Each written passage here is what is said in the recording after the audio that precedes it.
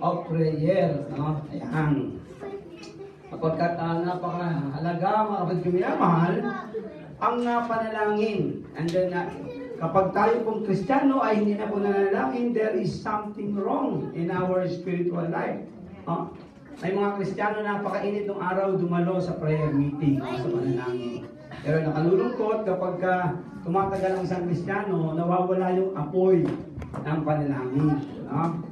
Sabi natin, nung araw tayo po ay mayroong pag nagluluto tayo, gumagamit tayo nung anong tawag doon? Nung ginagamit pa natin nung araw ay mga kusok, at saka di kahoy. Tapos meron tayong tubo ba yun? Tubong mahaba. Kapag namamatay na yung apoy, anong ginagawa natin? Inihipan. Ipan mo yung katabi mo para muli mag-apoy. Para yung apoy ay lalong umingas. Ano? Andan sa panalangin, ganun. Kailangan maalab pa rin ang ating pong pananalangin po sa Diyos. No? Ang ating pakikipag-iig sa Diyos. And then, ang Panginoong Asus ay nag-iwan ng isang legacy. No? And then, this is the legacy of prayer. Okay. Dito po sa ating pong teksto, sa Matthew chapter 6, verse 5 up to verse 15. Sabay-sabay nga po natin basahin ang verse na ito. Okay. Huwag kayong tumulas sa mga pagpumalik. Magiging sila manalangin at tayo sa mga siguro at sa mga kanto na makita ng mga tao. Tandaan ninyo, tinunggap ng mga at yan dahil ang ala. Ang sabi po ng Panginoong Asus, ang kanyang turo, kapag tayo din po mananalangin, huwag tayong tumulat sa mga mapagkunwari. No? Ano yung mapagkunwari? Yung mga nagpipretend, no? Na sila ay sumusunod sa Diyos, pero ang totoo, hindi naman sila sumusunod talaga sa Diyos. No? At sabi po ng Panginoong Asus, po natin silang tularan. Ang tinutukoy po dito ng Panginoong Asus, yung pong mga Pariseyo. Sa Greek word, meron pong isang kahulugan, ang word na Pariseyo ay tinawag na Parisaik, na meaning, the pretender. Alala ko nung araw, pinasikat po yung awit na Great Pretender. Do you remember that song? Whoa, yeah, I'm a great pretender. Di ba? Pinasikat nung araw yan. Pero tayo lahat ay hindi nagkukunwari, kundi tunay ang ating panalangin sa Diyos. Amen ba ron? Okay, sumunod pong talata, mga kapatid minamahal. Verse 6, sabay-sabay tayo ulit. Ready, go. Ngunit pagkakalalaman at sa mga pinto, sa pamamalangin sa iyong ama na hindi mo nakikita, at ang iyong ama na nakikita ng ginagawa mo na lihim, sa bibigay sa iyo ng pagpapala. Amen. Hindi na natin gagayahin yung mga nanalangin na nagkukunwari na nakatayo sa mga daan. No? Pero sabi dito ng Bible, kapag tayo daw po ay mananalangin, pumasok tayo sa ating silid. No? Ibig sabihin, yung Diyos na nakakita sa atin ng ating panalangin, siya po ang magbibigay ng pagpapala sa atin lahat. Naniniwala ba kayo na there is blessing in prayer? Amen. Do you believe that there is power in prayer? Amen. No? Sapagkat buhay po ng Panginoong Asus yan eh. Kung papansinin ninyo, ang Panginoong Asus, yan po ang kanyang buhay. Yung manalangin, palagi nakikipag-liig sa Diyos. Sabi ng mga Kristiyano, Pastor, ako din naman, 3 beses ako manalangin. Isang almusal, tanghalian, at hapunan. Ba't 3 beses nga naman? 3 times a day. Pero hindi lamang po dapat ito, mga kapatid minamahal, dapat po, meron tayong personal devotion with God. Amen ba ron? Amen. Okay, so now what is next verse? Sabay-sabay tayo ulit. Verse 7. Panalangin ninyo, Ang salitang walang kabuhan, kaya nangagawa ng hindi, akala niya, Amen. Yung araw kapag tayo nanalangin, di ba, kapag tayo nagre-repel, ano sabi sa atin, no? Manalangin ka ng 10 ganito, 5 ganito, no? Paramihan ng araw, paulit-ulit, no? Pahabaan. Ang sabi po rito ng Bible, mga kapatid minamahal, sapagkat tayo daw po yung manalangin, huwag tayong gagamit ng maraming salita o ng pahabaan, no? Just make it a simple prayer. Hindi naman usapan niya kung mahaba o maiksi. Ang importante, yung panalangin na nagmumula sa puso. Amen? Amen. At yun po ang dinidinig ng Diyos. Hindi lamang yung panalangin galing sa puso, kundi yung panalangin na galing po sa puso. At ang sabi ito, ang akala nila pakikinggan sila ng Diyos dahil sa haba ng kanilang sinasabi. Pero hindi ho. Noong araw, yan din ang ginagawa natin, paulit-ulit, no? Meron pa tayo nung araw na naroon sa Abyo, talagang punganan natin, no? Kabisado natin ang panalangin na yun. And then tayo ay tinuturuan po ng Panginoong Jesus ng isang panalangin na hindi pwedeng tanggihan ng Diyos. Okay, now, next verse, sabi-sabi tayo ulit. Alaman ng inyong Ama na masalamit ang inyong kailangan bago pa ninyo hindi sa Kanya. Ganito kayo manalangin, Ama namin nasa langit, pagdarinawa ang inyong pangalan. Ano pong sabi doon? Huwag ninyo silang tutularan, alam na ng inyong Amang nasa langit ang inyong kailangan. Alam ba ng Diyos ang ating pangailangan? Amen. Amen. Hindi mo pa nga binabanggit, alam na ng Diyos. Amen. Sabihin mo sa katabi mo, alam ng Diyos ang iyong pangailangan ngayong araw. Amen. Bago ka pa pumunta rito, alam ng Lord kung ano yung bigat ng iyong damdamin. Ano? Alam ng Lord kung ano yung hinihingi mo sa Kanya. Na hindi po natin mabanggit-banggit minsan sa ating pong mga salita. Okay. Next verse. Sabay-sabay po tayo. Naway maghari ang aming nawa ng kaoban sa lupa Bigyan mo kami ng Lord ng aming pagkain sa araw at patawarin mo kami sa aming sana sana sa amin. Okay. Next verse. At huwag kami sapagkat pagkakawin kayo ng inyong Ama sa langit. Ngunit kung hindi ninyo pinatawad iba, hindi pinatawad ng inyong Ama sa inyong mga kasalanan. Amen. Tayo lahat ay pinandalian yung mukot ay manalangin, dakilang Diyos sa makapangyarihang pangalan ni Jesus na ang tangi po namin dalangin sa oras po ito. Maunawaan po namin ang iyong itinuturo o Diyos sa pananalangin. At kami po'y hindi magsawang dumulog sa iyong harapan sa diwa ng pananalangin o Diyos sapagkat naniniwala kami, Father God, that there is power in prayer. Salamat po, Panginoon. Itong aming dalangin sa pangalan ni Jesus. And everybody say, Amen. Amen. Hallelujah. Palakpakan po natin ng Diyos. Amen. Praise God. Hallelujah. Okay, now, this is our number 1. Yung po natin tinatawag na prayer with confidence. No? Sabihin natin sabay-sabay, prayer with confidence.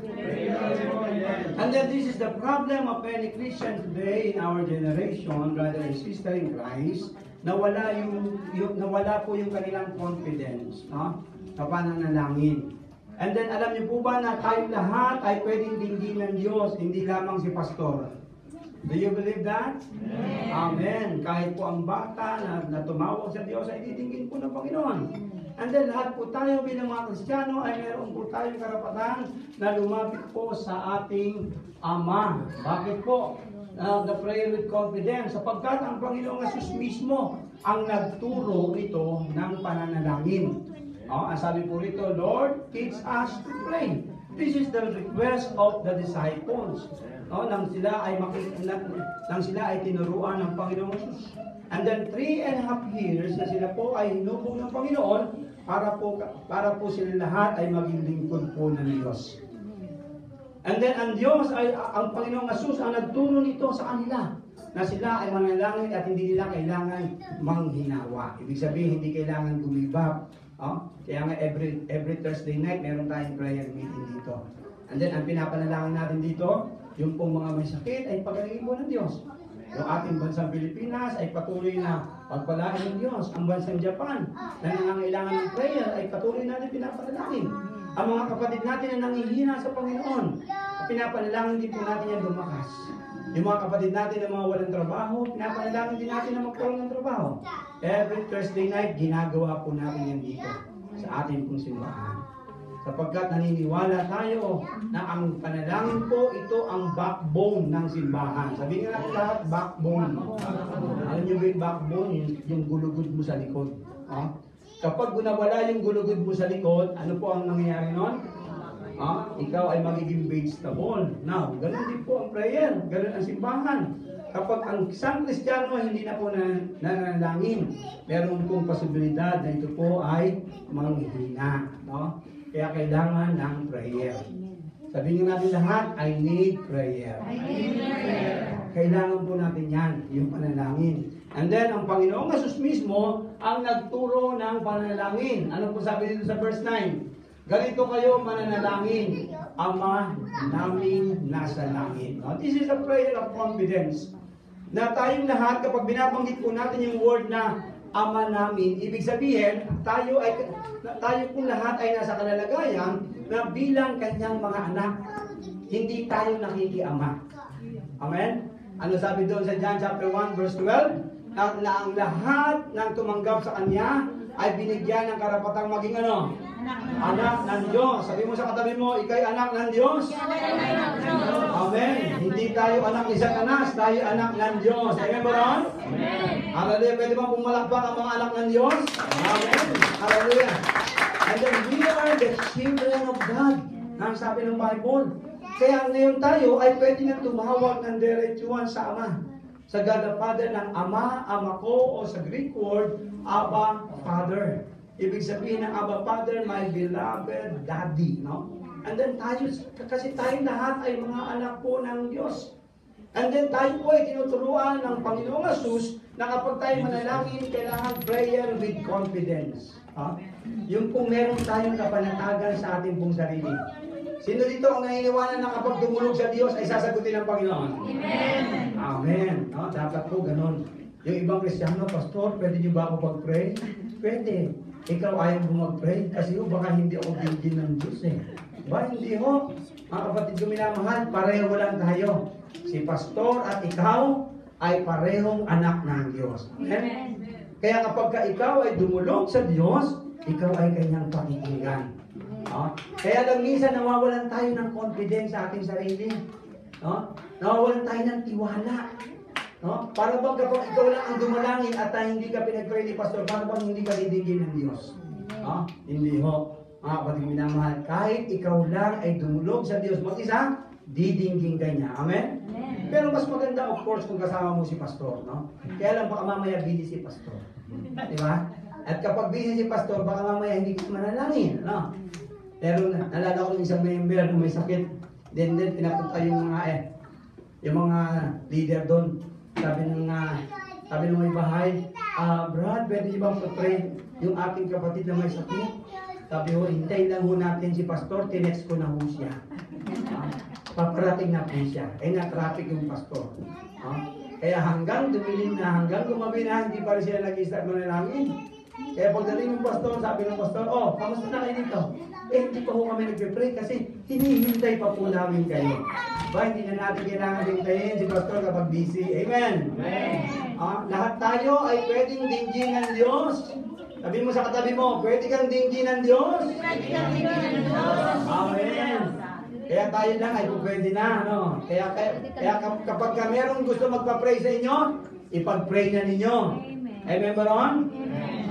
Hindi kasi si Pastor, lumalaki ang ating ministry, meron sa Itama, ngayon nga ho, alam pumunta na sa Itama. Nili-request nila ako sa Saitama, hindi na ako nakarating. Sabi ko, I'm very sorry, siguro by next week, sabi ko, madalaw ko kayo, Hindi, kaya yung Oscar, ay pumunta roon si Pastor Leo. Mamaya naman sa Isaraso, si Pastor Dan naman ang pupunta sa Isaraso.